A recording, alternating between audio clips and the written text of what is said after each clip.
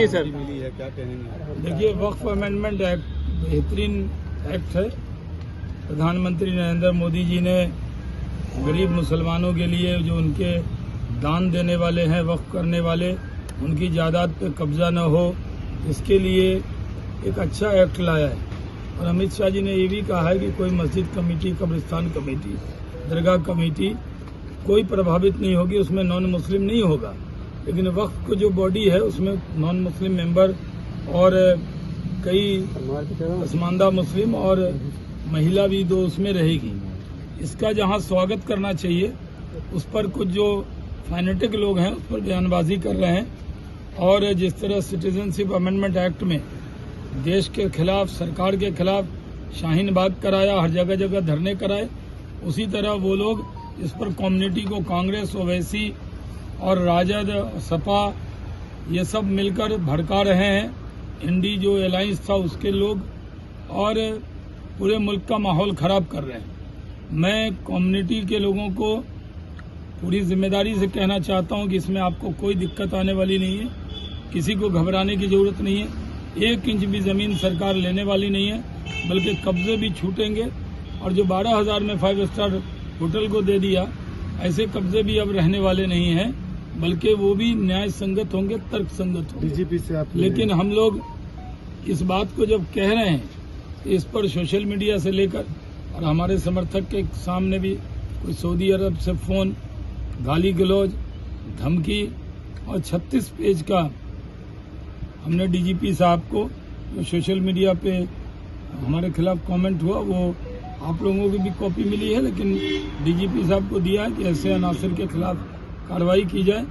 मैं पहले से सुरक्षा प्राप्त हूं, इसलिए मैंने और कोई बात नहीं की है। मैंने उनसे कहा है कि जो लोग हमारे खिलाफ इस तरह जान से मारने की बात और गंदे गंदे कमेंट जिसको बताया नहीं जा सकता, उस पर पता करके उस पर कार्रवाई करनी चाहिए। यही मैंने डीजीपी साहब से कहा है। फोन पर क्या बोला जा रहा है? आश्वासन दिया है कि इस पर उचित कार्रवाई करेंगे। फोन पर क्या धमकी मिल रहा है सर? किस तरह से? जो मिल रहा है वो बहुत सी बातें हो रही हैं, उसको बताना सही नहीं है, लेकिन ये है कि धमकियां मिल रही हैं। हमारे एक समर्थक गए थे हमारी ईद पार्टी में, लौटे, पोस्ट किया तो उसको धमकी मिली, और सऊदी अरब के नंबर से फोन भी आया मेरे खिलाफ।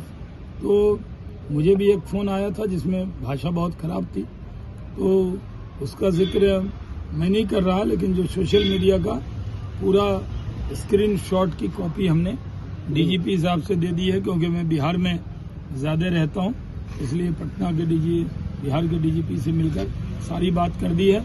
मैं किसी की धमकी से डरने वाला नहीं हूं, सच्चाई के साथ रहता हूं। बीजेपी में जब से काम कर रहा हूं, बहुत सारी धमकी आई और गई। सीए के वक्त में भी बहुत सारी धमकी मिली थी, यहाँ तक कि मैंने प्रधानमंत्री जी को भी बताया था, उन्होंने उस वक्त संज्ञान उसका लिया था।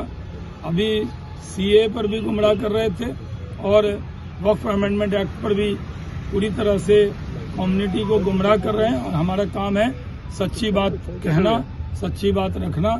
इसलिए मुस्लिम भाइयों से अपील है कि आप बहकावे में इन दलों के ना आए, ये वोट की सियासत के लिए इस तरह की बात कर रहे हैं। डीजीपी साहब ने क्या आश्वासन दिया है कि कानून, सुप्रीम कोर्ट कानून है चले गए हैं, वो ढेर में डाल देंगे। उसके बाद सुप्रीम कोर्ट वो गए हैं, कहा है कि हमारी सरकार आएगी। राजद तो खुद ही कूड़े के ढेर में जाने वाली।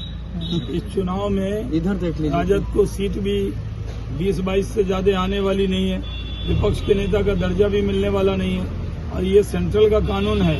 और आने वाले 30 साल तक तो तेजस्वी यादव और उनके सहयोगी सेंट्रल में भी आने वाले नहीं है। क्यों बहका रहे हैं, मुसलमानों को गुमराह कर रहे हैं, जब उनका सिर्फ वोट चाहिए, वोट की सियासत कर रहे हैं। और जो जदयू में भी नेता है, उन पर झूठा दबाव बनाया जा रहा है। नीतीश कुमार जी भी पूरी तरह इस बिल के साथ हैं, और उन्होंने इसका सपोर्ट किया है।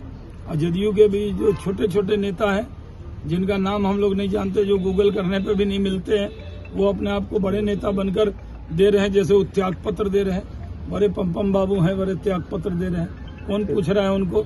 जो जदयू के बड़े नेता हैं उनमें से किसी ने त्याग पत्र नहीं दिया। Thank you.